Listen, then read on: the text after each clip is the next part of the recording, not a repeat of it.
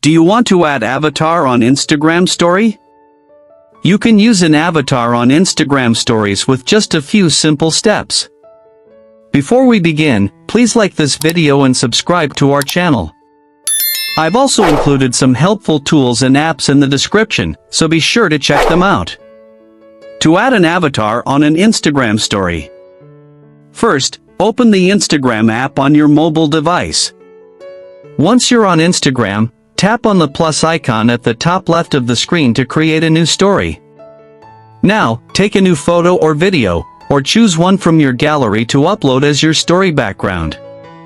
Once the content is added, tap on the stickers icon at the top of the screen.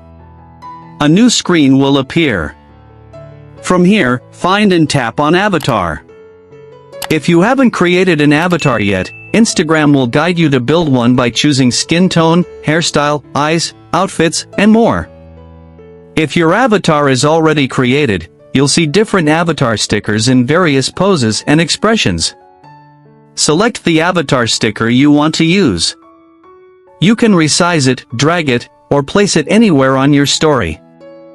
Once you're happy with the story, tap on your story to share it with your followers.